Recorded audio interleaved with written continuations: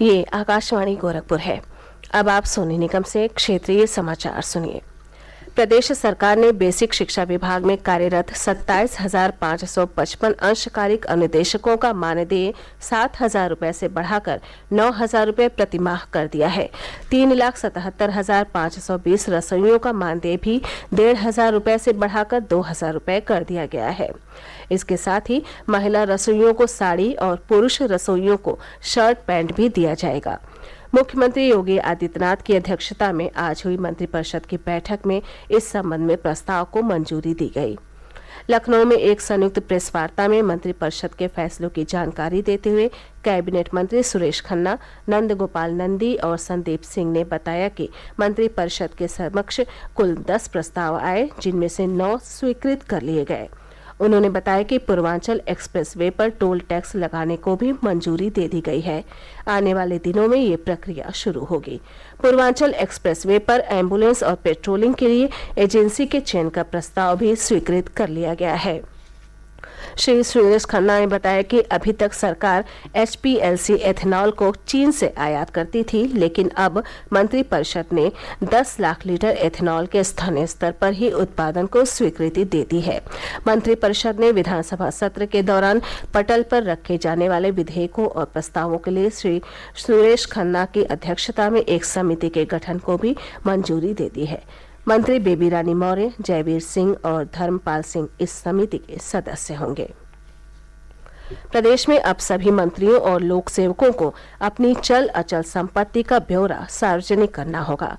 मुख्यमंत्री योगी आदित्यनाथ ने सरकार के कार्यों में पारदर्शिता और जवाबदेही लाने के लिए आज कई उपायों की घोषणा की। एक उच्च स्तरीय बैठक के बाद मुख्यमंत्री ने कहा कि स्वस्थ लोकतंत्र के लिए जनप्रतिनिधियों का आचरण बहुत जरूरी है। उन्होंने कहा कि इसी भावना के तहत सभी मंत्रियों को शपथ लेने के बाद अगले 3 महीने के भीतर अपनी और अपने परिवार के सदस्यों की सभी चल अचल संपत्ति का ब्यौरा सार्वजनिक करना चाहिए। सभी लोक सेवकों को भी अपनी और अपने परिवार के सदस्यों की सभी चल और अचल संपत्ति की घोषणा करनी होगी।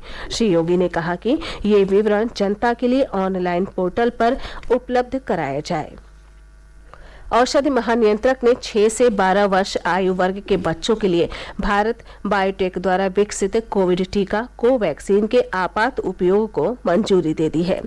5 से 12 वर्ष की आयु के बच्चों के लिए कार्बेवैक्स को भी आपातकालीन इस्तेमाल की अनुमति दी गई है। केंद्रीय स्वास्थ्य मंत्री डॉक्टर मनसुख मांडविया ने एक ट्वीट में कहा कि औषधि महानियंत्रक ने 12 साल से अधिक आयु के किशोरों के लिए जायकोव डी को भी मंजूरी दी है। किसान भागीदारी प्राथमिकता हमारी अभियान के तहत देश भर के विज्ञान केंद्रों पर आज किसान मेलों का आयोजन किया गया। कृषि मंत्री नरेंद्र सिंह तोमर और कृषि राज्य मंत्री कैलाश चौधरी ने वर्चुअल माध्यम से किसानों के साथ संवाद किया। इस अवसर पर किसानों ने आय में वृद्धि के बारे में अपने अनुभवों को साझा किया। प्रदेश में भी विज्ञान केंद्रों पर मेलों का आयोजन किया गया, जिनमें केंद्र और राज्य सरकार की योजनाओं के बारे में किसानों को बताया गया। प्रगतिशील और नवोन्मेषी किसानों की सुविधा के लिए प्रदर्शनी का भी आयोजन किया गया। आज़ादी का अमृत महोत्सव के अंतर्गत 1 सप्ताह चलने वाला ये अभियान कल शुरू हुआ था, जो 30 अप्रैल तक चलेगा। मुख्यमंत्री योगी आदित्यनाथ ने प्रदेश में अनावश्यक बिजली कटौती न करने और सभी क्षेत्रों में निर्धारित रोस्टर के अनुसार बिजली की आपूर्ति करने के निर्देश दिए हैं। उन्होंने कहा कि अगर आवश्यकता हो तो अतिरिक्त बिजली भी खरीदी जाए। मुख्यमंत्री कल ऊर्जा विभाग के अधिकारियों के साथ समीक्षा बैठक कर रहे थे। उन्होंने कहा कि पिछले कुछ दिनों से राज्य के कई क्षेत्रों में निर्धारित रोस्टर के अनुसार बिजली आपूर्ति न होने की शिकायतें मिल रही हैं। श्री योगी ने कहा कि रोस्टर के अनुसार बिजली आपूर्ति सुनिश्चित करने के लिए हर जरूरी कदम उठाया जाए। मुख्यमंत्री ने कहा कि पिछले 5 वर्षों में प्रदेश के हर गांव तक बिजली पहुंची है। उन्होंने बिजली बकाया भुगतान के लिए एकमुश्त समाधान योजना लाने के भी निर्देश दिए। प्रदेश में पिछले 24 घंटों में कोरोना संक्रमण के 203 नए मामले सामने आए हैं, जबकि इस दौरान 162 रोगी स्वस्थ हुए हैं। सक्रिय मामलों की संख्या बढ़कर 1316 हो गई है। कल 91,000 से अधिक कोविड नमूनों की जांच की गई। अब तक 11 करोड़ 7 लाख से अधिक नमूनों की जांच की जा चुकी है। इसी के साथ ये समाचार बुलेटिन समाप्त हुआ। नमस्कार।